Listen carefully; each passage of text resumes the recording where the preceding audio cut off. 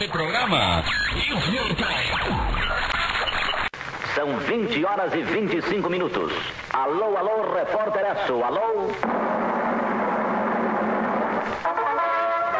Essa noite vamos fazer uma viagem no tempo. Vamos voltar aos anos dourados do rádio, uma verdadeira retrospectiva. Mais que isso, uma retrospectiva sobre o maior símbolo do radiojornalismo, o nosso repórter Esso e toda a sua trajetória. O padre cientista Roberto Landel de Moura consolida o rádio como meio de comunicação através de seus experimentos. A partir daí, vozes e ruídos já são transmitidos via rádio. Há uma distribuição de rádios para a população, que logo simpatiza com um novo meio. Em 1923, a primeira transmissão acontece em um discurso do presidente Epitácio Pessoa. Tempos depois, a primeira rádio é fundada por Roquete Pinto, a Rádio Sociedade do Rio de Janeiro, pioneira no conceito Rádio Clube. Nos anos 30, o Brasil já contava com um número surpreendente de 29 emissoras em todo o país. O rádio já tinha conquistado seu lugar na vida dos ouvintes. Antigamente a gente tinha mais, a comunicação era o rádio, né? E, então a gente sabia das informações sobre todos os problemas políticos, né? Social, tudo, né? É tudo através do rádio mesmo. A gente ficava sabendo de tudo que acontecia, né? Informações cortadas dos jornais e lidas ao microfone. Era assim que os profissionais de imprensa davam as notícias aos seus ouvintes. O material era literalmente cola, tesoura e papel. Não havia hora marcada para os programas começarem, fato que impedia a fidelização dos ouvintes. E só isso foi necessário para o grande sucesso de um noticiário que inovaria tudo isso e marcaria a história. É dele que vamos falar à frente, do Repórter Esso. Em tempos onde nenhum programa tinha horário para entrar no ar, o jornal O Repórter Esso proporcionava não só isso, mas informações atualizadas constantemente e edições extras que dependiam de notícias vindas de fora. As matérias eram enviadas por uma agência internacional e os integrantes não mediam esforços. O jornal era redigido na Cinelândia e levado de bicicleta até a sede da Rádio Nacional. Integrantes que merecem o mérito pelo profissionalismo, como o locutor Heron Domingues, que foi escolhido entre muitos outros candidatos, Roberto Figueiredo e Gontijo Teodoro também fizeram história no programa. Na minha vida, particularmente, foi muito interessante, porque trazia muitas notícias importantes, nós acompanhávamos, nós vivenciávamos os problemas da época. E isso nos ajudava assim, nos conhecimentos e até para os dias de hoje.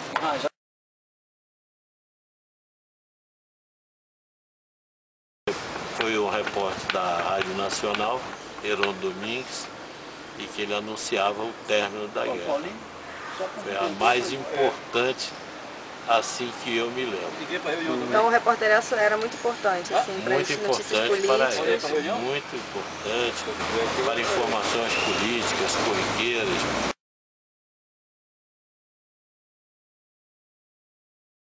Foi uma coisa que para nós não conseguimos entender, foi quando jogaram a bomba em Hiroshima.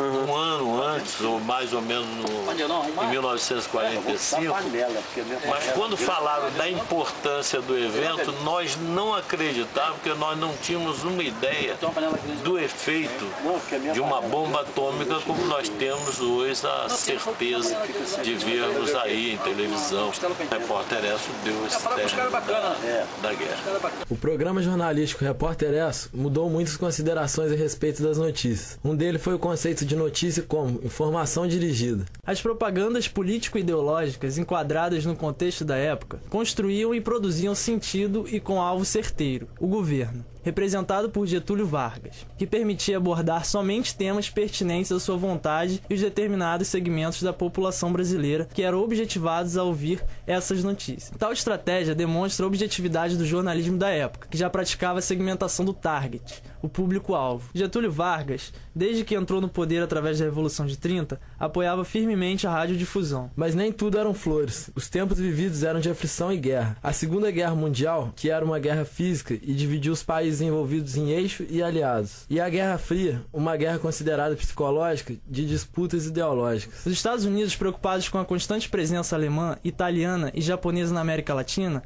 sente necessidade de conquistar esses países latinos para o seu lado. Utilizando da política de boa vizinhança, os norte-americanos tentaram aproximar os latinos da sua cultura e ideologia. O objetivo deles, defender o interesse dos aliados na guerra. A partir desse contexto de disputa, os norte-americanos resolvem criar um programa para falar diretamente com brasileiros, argentinos ou venezuelanos, por exemplo. Esse programa não serviria apenas para informar, mas para ser uma propaganda político-ideológica, de acordo com os interesses deles. Estariam testando seu poder de persuasão. Então, escolhem 5 cidades brasileiras para serem transmitidas esse programa: Rio de Janeiro, São Paulo, Belo Horizonte, Recife e Porto Alegre, os 5 polos de decisões políticas a propósito. E o programa se denominaria Repórter ESSO, com patrocínio de uma marca norte-americana, logicamente. Os principais acontecimentos políticos brasileiros foram noticiados, como o desgaste do Estado Novo e o afastamento de Getúlio Vargas em 1945. As novas eleições diretas em 1945. As novas eleições em 1950, com a vitória e a volta de Getúlio. O atentado ao jornalista Carlos Lacerda em 1954. O suicídio de Vargas em 1954.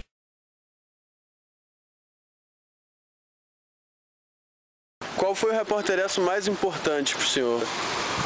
Eu acho que, no meu entender, o mais importante foi no dia 24 de agosto, o anúncio da morte do nosso presidente Getúlio Vargas.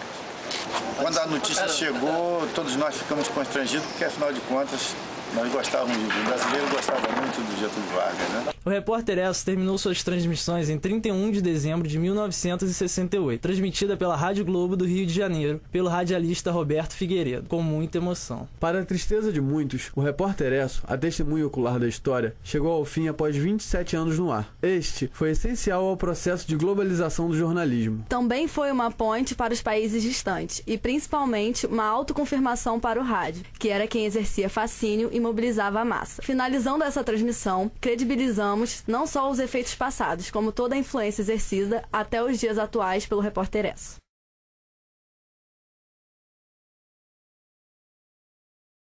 O último dia de 1968 assinala também o término das transmissões do Repórter ESSO no rádio. Fiel ao nosso slogan de testemunho ocular da história, procuramos sempre levar aos lares brasileiros uma resenha dos principais fatos ocorridos no Brasil e no mundo, sempre dentro do espírito de isenção e objetividade que tem norteado a atuação do nosso noticiário. Assim, queremos, em nome do patrocinador deste programa, a ESSO Brasileira de Petróleo, agradecer a atenção e o prestígio com que sempre o acompanhou. Assim, nesta sua última edição radiofônica, pode o seu Repórter ESSO recordar as mais sensacionais informações transmitidas para todo o Brasil e em toda a sua vida. Autêntico recorde de manutenção do ar de um programa noticioso. 1941, os japoneses atacam a base norte-americana de Pearl Harbor. 1944, os aliados abrem a segunda frente e desembarcam nas praias da Normandia. 1945, o Repórter ESSO começa a transmitir notícias brasileiras e anuncia a deposição de Getúlio Vargas. 1946, o Brasil entra em nova fase política com a promulgação da Constituição de 18 de setembro. 1949, o seu Repórter ESSO vai aos Estados Unidos e transmite edições especiais de Nova York e Washington. 1950, os comunistas atravessam o paralelo 38, começa a Guerra da Coreia. 1954, suicídio de Getúlio Vargas. 1958, os russos lançam ao espaço o primeiro Sputnik. 1959, Fidel Castro vence a Revolução Cubana. 1968, Estados Unidos em foco, assassinados Dr. King e Robert Kennedy. O Repórter ESSO, um serviço público da ESSO Brasileira de Petróleo e dos revendedores ESSO, encerra aqui o seu período de apresentações através do rádio. Boa noite, ouvintes, e feliz ano novo são os votos da ESSO.